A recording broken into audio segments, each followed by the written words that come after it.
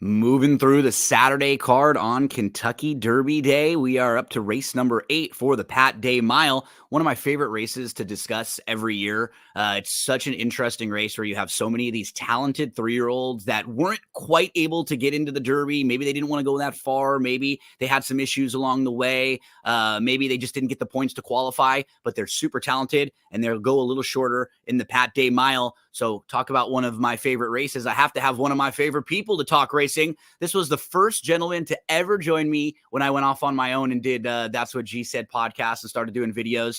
And he's back now to talk about a big race on Derby Day. Scott Shapiro, Shappy, my friend, how you doing? Hanging in there, Gino. It's great to be back. We've been on a little bit of a hiatus. I'm ready to fire fresh. And the best part about it all is that theme music. You got new theme music. It got me a little bit going, man. I called in one of my buddies to do the rock version there of the call to post. So we're ready to rock and roll. And I know you've been doing some work with First Bet. So we'll talk about that a little bit at the end. I've been reading some of your content that you're putting out, kind of leading into Preakness. I know I'm going to put in just a few days my Preakness future wager, which is something that they're pushing too. So we'll talk about that at the end. Before we do, we want to let everybody know it's Tuesday when Scott and I are recording this, and your Kentucky Derby packages, those past performances are available. They did a nice job this year getting things out really early. We had another kind of an extra day or two really to look at the races when they drew them on Saturday night. So whatever you need to succeed, get to drf.com and check out those Kentucky Derby packages, past performances. Scott Shapp, I will say the cards over the 2 days, really strong, just deep fields. You know, occasionally on some of the big stakes days, you'll get a few of the stakes races that come up a little bit short. You'll have some 5-6 horse fields, a couple where there's heavy favorites. That's just really not the case this weekend. It isn't. These cards are tremendous, regardless of your opinions. You know, you're not going to have too many short price favorites to deal with, to your point. And I think that's the way this Derby card has turned out over the years. Everybody wants to be in that winner's circle on Derby or Oaks Day. So, you know, connections will often point to these races and work forward or backwards from there. But man, you know, some really tough races, especially on this Derby Day card, some vulnerable favorites. I won't be there. I'm kind of happy about it, to be honest, but should be a lot of fun. It's one of those things where like you want to do it once or twice, bucket list, check it off, right? But I'm sure because I've never even been there on Derby Day. So that's something I would want to experience once. But when you're working, you got so many things happening. It's probably like for me, when I'm doing stuff for DRF and like really, really busy days, it's easiest for me from home because I can get the most stuff done quickly, you know, so I could understand that would be madness working on a day like that. No doubt. I mean, I got to do it for 6 years and worked my way into doing every race on those cards, which is a great, you know, I'm honored that I was able to do it. Obviously, the Derby, it was a dream to be a part of it.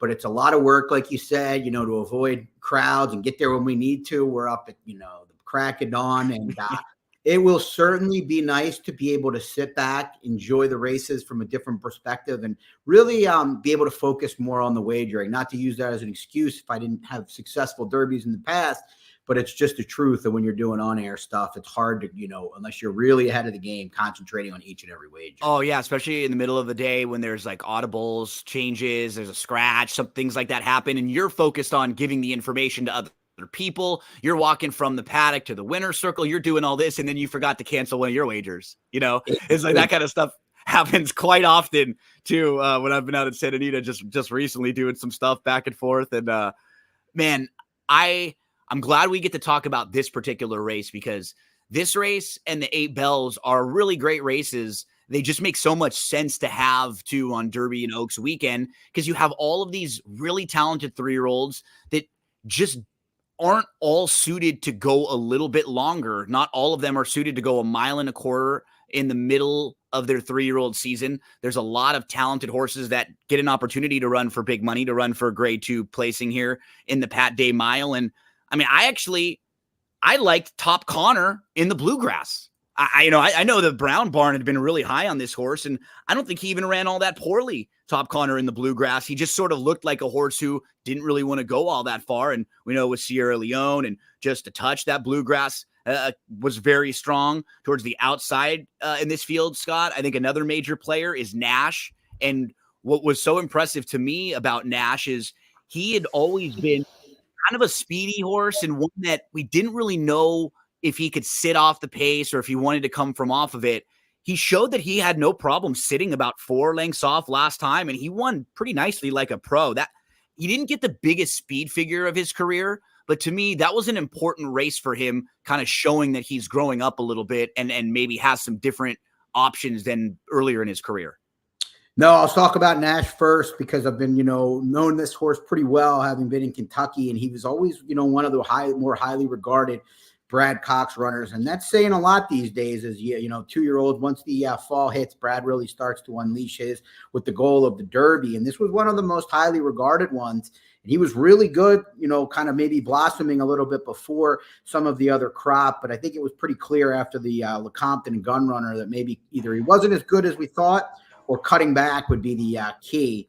I guess we're going to find out truly if the cutback is the difference or if he's just a little bit underwhelming compared to the way he trained. But I agree it was a promising move against lesser last out to be able to settle and finish. And then to your point on Top Connor, Gino, I think this horse is talented as well. He ran awesome on debut.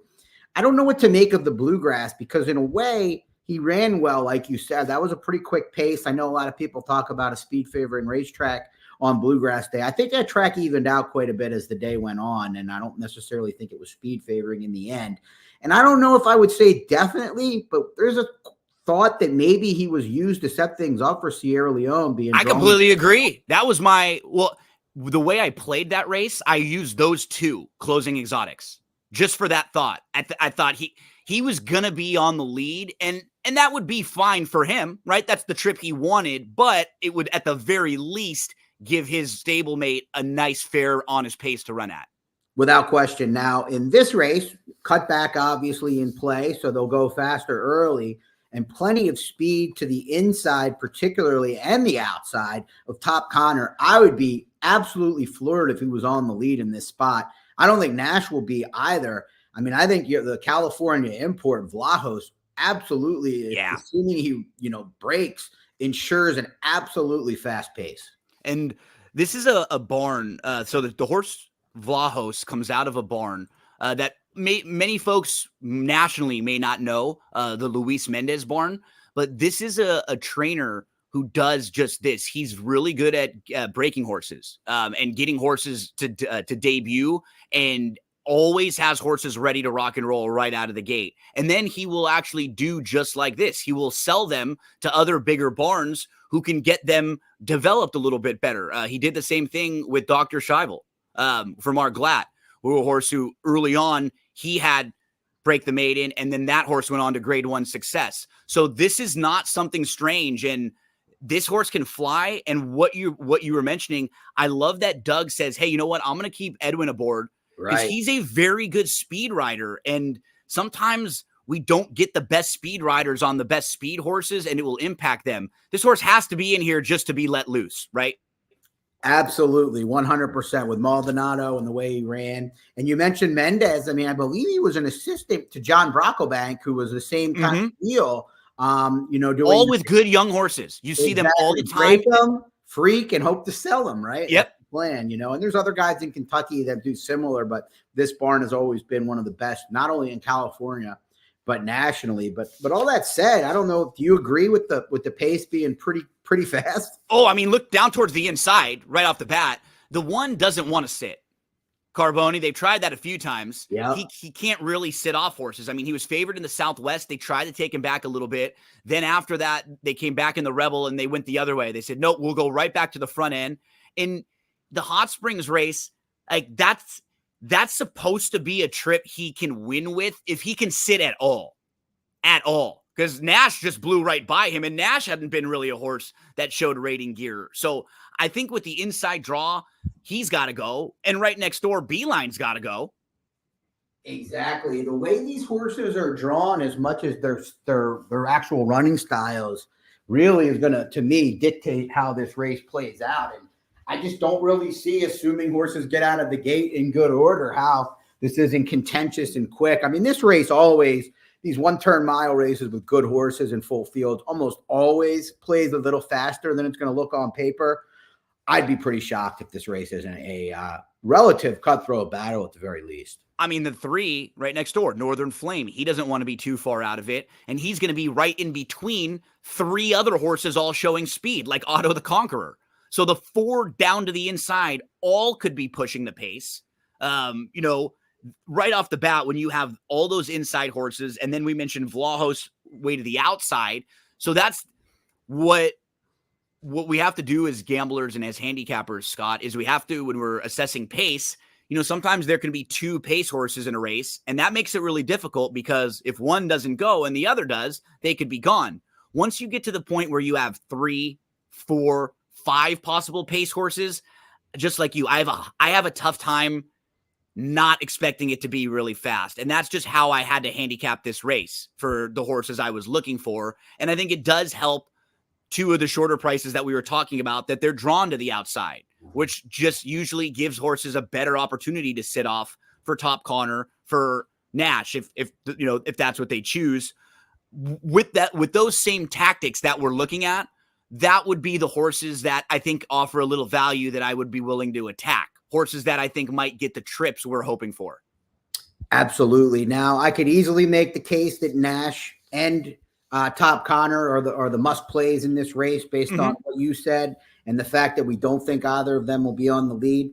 Of the 2, and I thought Nash would be favored, and I still think he might be, but of the 2, I do prefer Top Connor a little bit more. I'm a little concerned with Nash kind of maybe being one of those horses that peaked a little early, never lived up to expectation, and then being caught wide. I mean, Florent Geroux is probably just going to try to give him the, same trip I kind of foresee Fierceness in the Derby, obviously 2 turns and not 1, but just stay in the clear and hope for the best kind of thing, stalk him just off the pace. Whereas I do think they're going to make a concerted effort with Top Connor to kind of find that second tier after last time at 1 1/8 gone a little bit fast in the early going. But to me, there's a couple of bigger prices that I think are worth making your key horses in this race and not really fading Top Connor at the same time. Yeah, I would be curious. I think we might be looking at least one of the same horses, because to me, I agree completely with your assessment of the top 2 as well. I don't really have very many knocks on Nash. I just think Top Connor has more upside right now. I think he can continue to get better and better, whereas, like you said, Nash may have already hit his ceiling. And that may be good enough to win this race, but I'm looking for horses that are still kind of on the upswing. Top Connor is one of them. And then right next door to him, it's a really cool horse. This Ohio bred Houday, who you saw win it, got to win at Churchill last year in November, and he debuted at Belterra. Then in his second start, he wins on a sloppy track at Thistledown. Then in his third start, he's at Mahoning. So he's doing the Ohio circuit. he's not at the top circuits. He's not at top tier tracks. So you really have no idea how good this horse is when he goes over to Churchill on November the 25th. And he wins that day, and he actually beats a pretty good group of horses. The runner-up was a horse named Bergen. Look who else was in that race. Mystic Dan, Informed Patriot is also in there. I think he's going to run in the Preakness. They're thinking about it because he qualified in winning that Bathhouse Row race. So he showed that he actually has some class in winning that race. Then he's off from November to April. He shows back up in April at Keeneland. In the Lafayette, I remember handicapping this race on paper. It looked like Glengarry, Doncho, Booth, possibly even like the long shot Baytown Chatterbox who'd come out of sprints. Looked like all of them were going to be showing speed in that race. And then Glengarry just got away. And Houday had a strange trip where he was sort of, I think, up a little closer than they wanted, and then they got taken back, and then he was kind of out wide in the middle of the track, and he's kind of grinding up. I was impressed with the effort, and overall, his horse is really intriguing to me. Again, no idea if he's got the ability to be as good as a horse like a Top Connor or a Nash, who are royally, regally bred horses who came through top barns organizations. They were literally like primed and prepped for spots like this. Then you have a horse like Houday, who ran in a few Ohio bred races in his first few starts. But that's what's great about horse racing. You could find a good horse anywhere. I don't know if he wins this race, but he sure could get a trip that we're looking for, and he may offer us some nice value here. Yeah, the Ohio bred factor will certainly help, and the races at the Ohio tracks will as well. He's my top pick in here, and like you said, Awesome. we'll find out if he's good enough. But when they go at it up front in these kinds of races, the best horse doesn't necessarily have to win if the race falls apart. And I was impressed with the Lafayette effort. We know he's going to get a better setup in here. He's been better with the blinkers on, but he's been fine without it. I think the one-turn mile will work perfectly. And I know Brian Hernandez Jr. isn't Irad Ortiz Jr., or one of the top jocks around Flavian Pratt. But when it comes to riding off the pace horses at Churchill Downs, That's who you want. Brian, exactly. He's going to, not that all these guys on days like this for the Pate Mile aren't doing their work, but Brian is one of the more meticulous, jocks when it comes to the mental side of things that I've ever met. So I think this horse is going to save ground and come with a big run. Hopefully it's good enough to run first or maybe second. Yeah, I mean, he's going to go second start off the bench, so we can hope and expect him to take a step forward in here. He fits and he figures on speed figures too with this group, and he's progressed with speed figures, so it doesn't seem like it's one of those outliers where he'll come back and bounce. There's a lot of really positive things, as you pointed out, the jock switch to a local rider who just really knows this track very, very well. And I think he gets a nice trip in here. What do we do with the coach? That's the other one for me. Right? Yeah, like those feel like the two playable horses in this race. If you're that just should be in the 6 above range that are probably going to get the trips that we wanted. We can eliminate the bluegrass because he had a bad start there and he just never really got a chance to get running. And if we're able to just sort of isolate the Jeff Ruby and the way he was going into that race and just, again, project a little bit of improvement, that puts him right there with the speed figures, and he should be right there with his running style.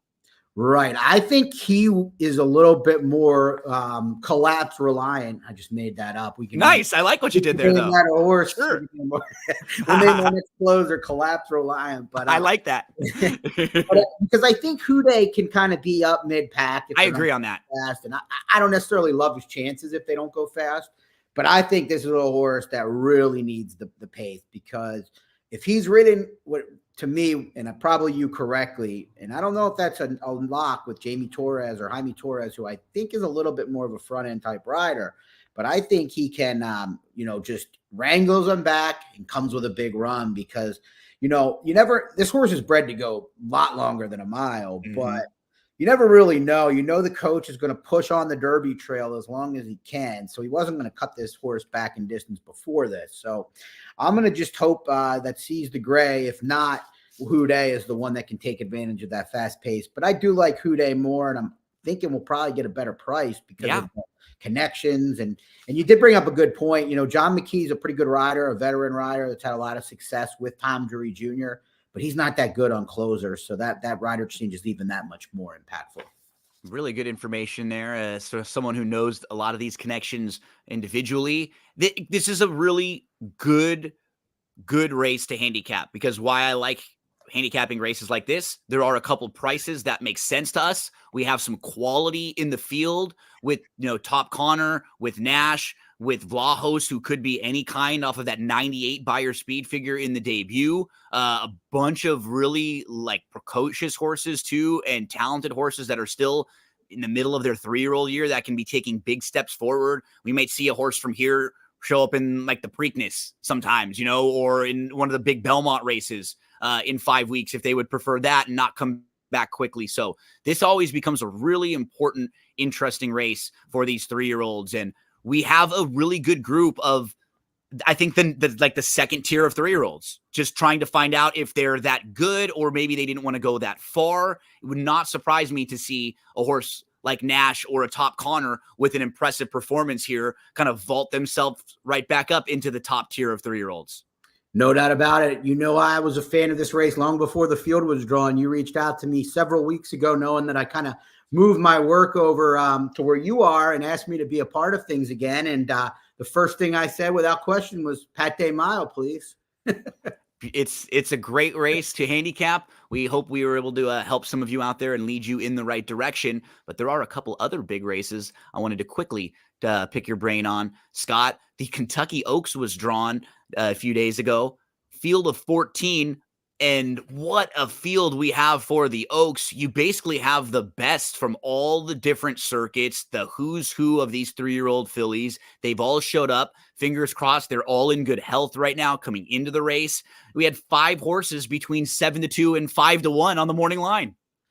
Yeah, this crop of 3-year-old fillies looked pretty subpar for a really long time this winter, but it really took shape late in the prep season for the Oaks. All of those 5 horses that are 5-1 to 7-2 are legitimate, and unfortunately for me, I can't really get around them. I think they're the 5 right horses. I can maybe make a case for Power Squeeze. I thought Leslie's Rose maybe was the benefit of a great trip from the inside last time, and maybe worth taking a chance against. In the end, I landed on Just FYI, who got the opposite type trip in the Ashland when caught wide off the layoff. Still really tried hard and seems to be training very well. Tarifa is my pick for second. Really hard to knock what she's done down in the Fairground Series down in Louisiana. I mean, Ways and Means had that awful trip and still ran second. So I'm not all that creative, but in the end, in terms of a pick in here, I went with Just FYI over Tarifa. Pretty chalky. Just FYI feels like this is the right spot for her at the right time. With her last race, they were a little bit behind. She was pointed for a race like a month earlier. They didn't get a chance to run there. They just got backed up. It wasn't anything too serious. So going into the Ashland, you had to feel like she probably just wasn't even at her best there. She still ran well despite a less than ideal trip. I mean, compare the trip that she had with Leslie's Rose. And since then, she has come back and trained really well in the mornings. And she's just a cool horse. She's very tough not to like. And she doesn't always get bet, which is interesting. And in a field like this, a horse like Ways and Means might get bet more than her. Like they're just other kind of sexier options for horses. So I wouldn't be shocked again to see her at like 5-1, right in that mix where just it's spread out all over. She's such a cool horse. And I agree with you with Tarifa. Shout out. I'm in a fantasy horse racing league. Tarifa's one of my big fillies. So I'm hoping for a nice weekend for Tarifa there. But I mean, Torpedo Anna was so good when she came back, and she has the Churchill, the success there locally, which is nice. And the races over the track. And even the Where's My Ring, who was chasing Kinza out here, went over and won the Gazelle. So most years, unfortunately, the way that sports are, athletes get hurt in every sport, or, we just rarely get to see all the best show up, especially in horse racing. This is cool. Like, it's cool that they're all signed on for this race, and you literally do have like 7 or 8 really quality fillies in here. No doubt. So, the outside post might play a role, might not, but a fun addition of the Oaks. And it looks like a lot of fillies are either coming into this race in their best form or looking for a peak effort. Saturday's main event is the Derby. We have that top tier of 2, Scott, which are, it's funny, the top 2, one drawn inside, one drawn way outside, and they're completely different when you talk about their running styles, who they are as a horse. David Aragona was even pointing out, even more so than their running styles, like Sierra Leone, he's about as consistent as you could possibly be. You know exactly what you're going to get from him. He comes rolling, unlaunches that big late rally, despite whatever the pace scenario is. When you have Fierceness, he's as Jekyll as Hyde as they come. He's not consistent. If he doesn't get things the way that he wants, he hasn't run all that well. But when he does get things the way he wants, he's incredible. His ceiling is higher than anyone in this field. So just from talking about the top 2, it's funny because they couldn't be more different from each other. Absolutely. And they both put together strong prep seasons. And you got to, you're probably going to want to try to take a stand against at least one of them in here. Yeah. To me, I was always going to take the stand against Endlessly because, the Derby is a very unique animal. He's proven to, not be able to deal with adversity. He's proven that he has struggled when being forced to battle in the early going, and he's never put back-to-back races together. Did I say Endlessly? I meant Fierceness. Sorry. Well, Fierceness. I wasn't sure if you were just going to go on endlessly about why we didn't like Fierceness. About Endlessly, that's the thing, right? It's not just one thing for me. it's the multiple. It's not only that he hasn't shown that he can really sit off or come from behind horses. It's also that he hasn't put the two races together back to back. Now he's drawn wide, and I guess I'd prefer the wide trip than the very inside trip if I were him, but I don't know how wide he wants to sit and go on with it. I don't know if he's that type of horse. I think he's more of the type that runs away, and when he's up front and getting comfortable, he can really make everybody else look bad by how dominant he could be. I'm standing against him in here, and I'm just under the impression that I feel like Sierra Leone's the safer of the two, and I'm more convinced that he's going to hit the board here. I think that's a fair statement. I think Sierra Leone probably the likeliest to hit the board. A little concerned about the down all the way down on the inside. Tyler Gaffleone might get shuffled way back. I mean, I would assume it's his plan to come out running and then take a hold, but you never know how it's going to go with so many horses looking for his spot per se. But to me, it's an opportunity here. I'm not fading either of them overly aggressively. I am a little more against Fierceness. I do think that being outside the other speeds benefits him, but I agree with your statement that being caught, wide and having to battle in any such way is not great for him. But I ended up going to Just a Touch, Gino. I mean, this is a horse that has always looked like a two-turn horse. He's always been highly regarded. He's done very little wrong. He almost beat, he ran great in the Bluegrass in his first try around 2 turns and on a fast main track. It took Sierra Leone's huge effort to beat him, and he was up close to that pace. So I just think he's going to be the best of the price options. I also give a look to Catching Freedom, but he's going to have the similar type situation as Sierra Leone. And I don't know if he's as good and, able to overcome that. It could work out great for both those horses. They've got top jocks. Should be able to save ground, but it also could work out terribly. So for me, it's Just a Touch with a lot of respect to Sierra Leone.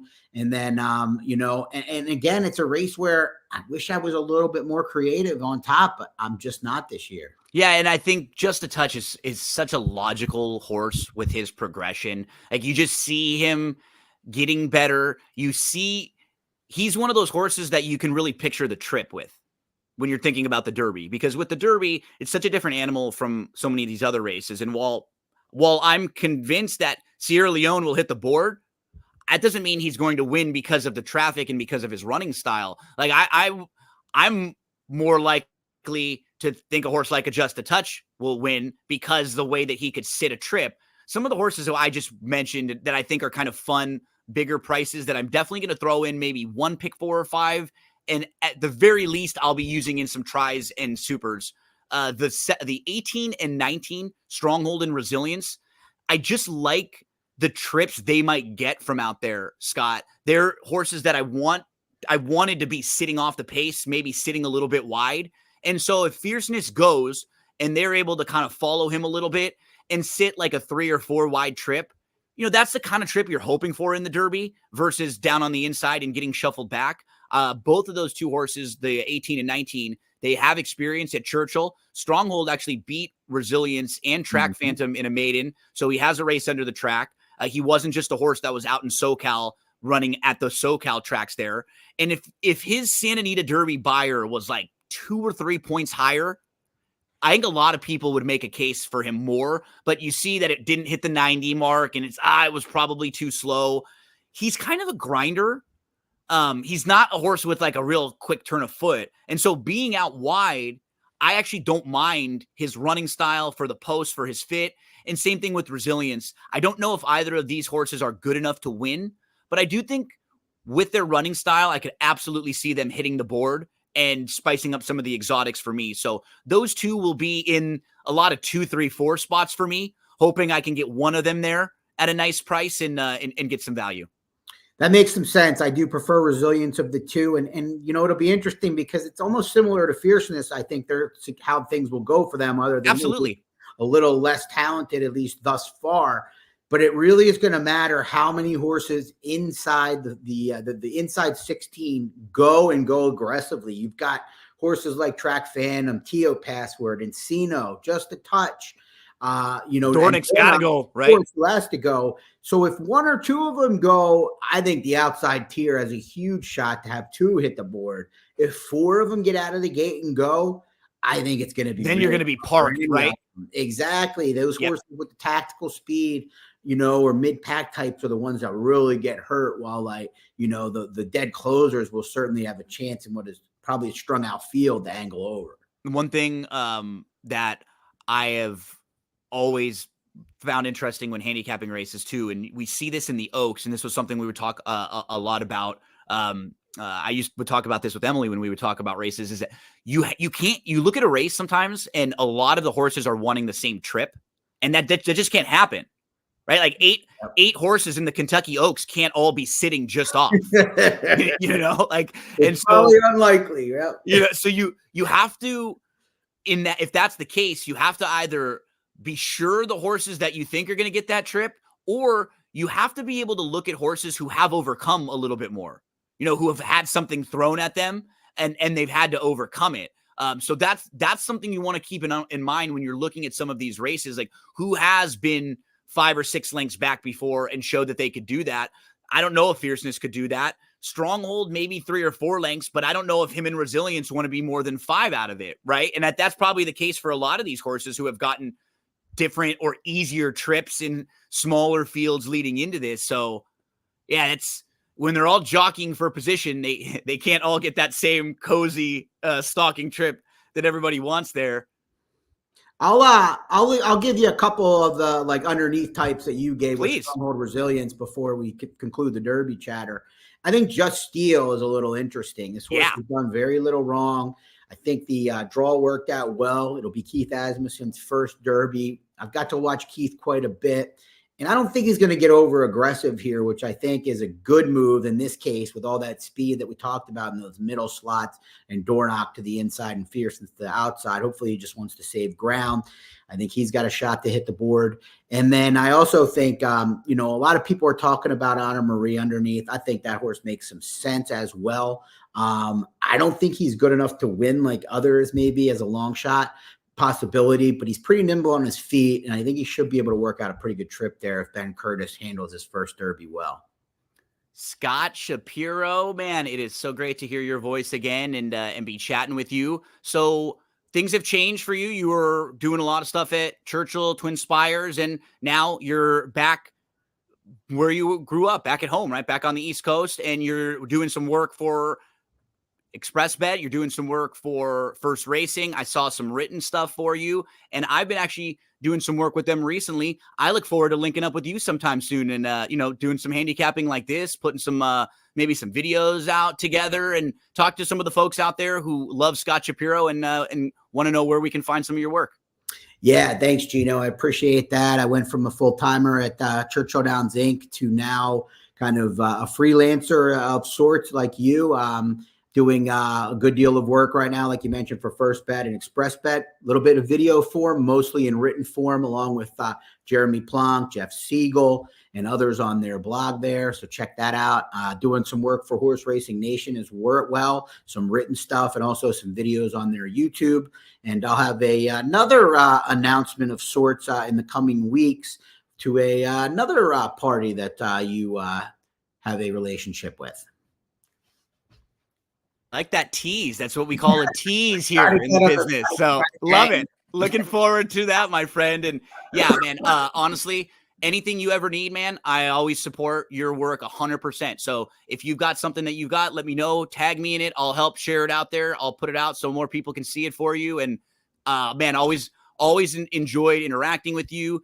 It's funny. There are, like a lot of negatives and stuff about social media, but you were one of the people that I developed a really good relationship with through Twitter, through social media, through just talking a little bit more, going back and forth with, and such a blast, like so few negative interactions and thoughts with you through the years, just always positive stuff, unless we were talking about the Dodgers, that was it. That was the only time. But other than that, I don't care about baseball anymore. But I stand firm for my Dodgers and my Lakers.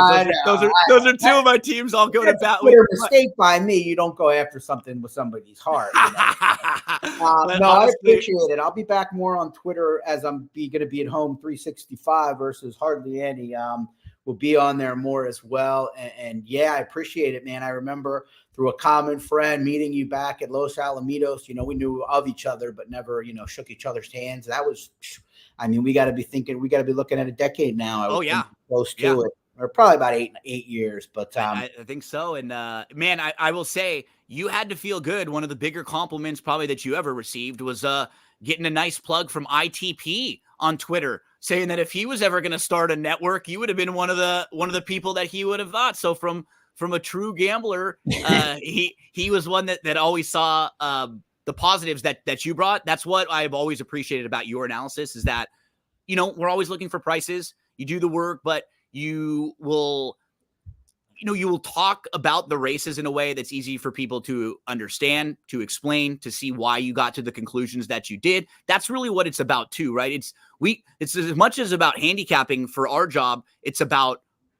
explaining why we like the horses and being able to do it to where you're not trying to sound like you're talking down to people. You're not trying to act like you know way more than them. You want to let them know why, so that way the next time they can do it themselves. And I've always learned a few little small things here and there and angles from you. And I think that's what our jobs are as gamblers. And what we're doing here is we're helping each other. We're trying to get a little bit better. We're trying to learn, share this information.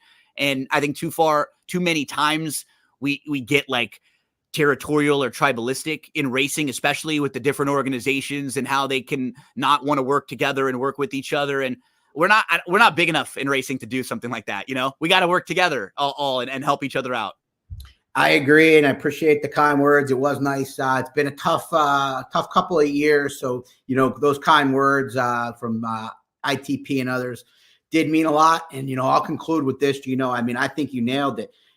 People like to judge you by your top picks, and, that's fine and all. But I mean, I think, for people like me and you, I think, the way I look at it is, yeah, beginners, can learn from us. But I always think I'm speaking to kind of that high level beginner or that medium intermediate player, or maybe a higher level player that just doesn't have the time. Mm-hmm. And I'm helping them sort through their opinions after they have done their work, or giving them a starting point. Exactly. So if I could help them, get to a better bet because of it, or learn something in the process that they could take with them, that's what I think my job is.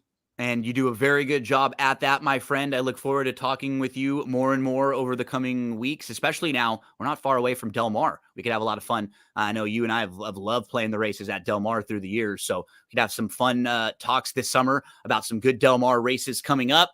Scott, buddy, we will be following you. Best place on Twitter, so just to follow along with all your stuff there? At Scott Chap 34. That hasn't changed. That's the one thing. Thank you so much, Scott Shapiro. Thanks so much to all of you for hanging out with us. We wish you the best of luck on Oaks and Derby Day coming up. And if you need help with any of these races, I've recorded individual videos for all of the stakes races on Friday and Saturday. And then I'm going to put them all together on the podcast for folks that just want to hear the races in order and don't necessarily need the video. So you'll have a couple different options for all of this stuff. And make sure you give Scott a follow and check out his great work coming up. Folks, we'll be back again real soon.